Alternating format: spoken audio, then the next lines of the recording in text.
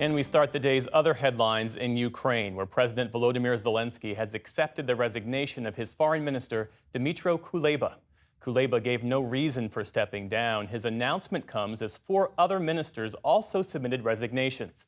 It's set to be among the most significant overhauls of Zelensky's cabinet since the war began. Zelensky, who was in Ireland today, said it was time for a change as the war against Russia drags on. I am very grateful to the ministers and the entire cabinet team who worked for Ukraine for the sake of Ukrainians. Today we need new energy, and these steps are connected. They are only connected with strengthening our state in various areas. International politics and diplomacy are no exception. Meantime, Russian strikes killed at least 7 people and injured more than 50 others in the western Ukrainian city of Lviv near the Polish border. The long-range Russian strikes come just a day after one of the deadliest attacks of the war, a missile attack on a Ukrainian military academy that killed more than 50 people. In the Middle East, Israel's operation in the occupied West Bank shows no sign of letting up after more than a week of deadly raids. IDF bulldozers pushed through the streets of Tulkarm today. Palestinian officials say 33 people have been killed so far. Israel says most of them were militants. The Jenin area has seen the most fatalities, including a 16-year-old girl who was laid to rest today. Her father says she was shot by Israeli forces yesterday when she opened a window curtain during a raid. Israel says it's looking into the incident.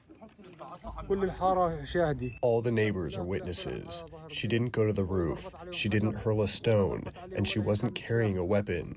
She is 16 years old. The only thing she did is she looked from a window and the soldier shot her in the forehead. Meantime, in Gaza, the UN's Children's Agency says a polio vaccination campaign has now reached some 189,000 children. UNICEF called the program a rare bright spot in the ongoing war and says it hopes to expand the campaign to harder-hit areas. In the UK, an investigation into the 2017 Grenfell Tower disaster found that the tragedy was avoidable. In its final report released today, the inquiry found that mistakes from the government, the construction industry, and firefighters were to blame. The independent investigation started soon after 72 people were killed when a fire broke out at the apartment block in West London during the early hours of June 14, 2017. British Prime Minister Keir Starmer said his government is sorry for the loss of life and vowed to act on the report's findings. I want to start with an apology on behalf of the British state to each and every one of you, and indeed to all of the families affected by this tragedy. It should never have happened. The report clears the way for law enforcement authorities to finish their criminal investigation of the disaster. The effort had been put on hold to avoid any conflict with the independent inquiry. Prosecutors are not expected to announce any charges until the end of 2026. A global human rights watchdog has implicated Venezuela's security forces in the deadly crackdown on protests following the country's disputed election in July. In findings released today, Human Rights Watch outlined evidence that linked the country's National Guard and police to some of the 24 killings that took place as people protested the outcome of the vote. President Nicolas Maduro said the protests were an attempted coup. And in an effort to distract from anger over the election, Maduro declared on national TV today that Christmas is quite literally coming early. September is coming, and I said, it smells like Christmas. That's why this year, in homage to you, in gratitude to you, I'm going to decree, Christmas starts on October 1st for everyone. Christmas is here with peace, happiness, and security.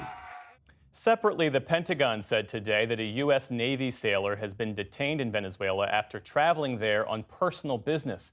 Officials say the visit was not authorized. The Navy says it's working with the State Department to monitor the situation.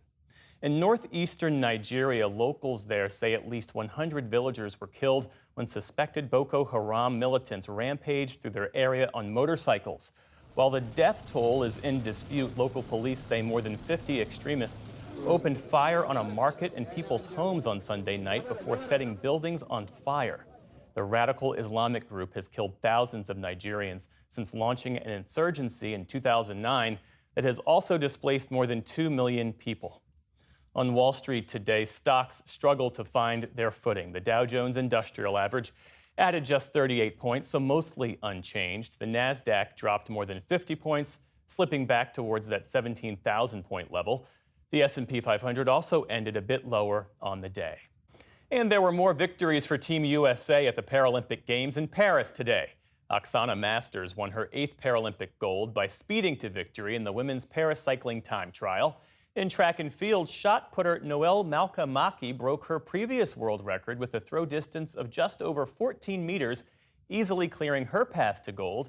And the U.S. women's wheelchair basketball team won a close game against Great Britain, propelling them to the semifinals. And still to come on the NewsHour, a contemporary artist takes the ancient tradition of basket weaving in new directions. And a retired scientist teaches others how to experience nature without sight.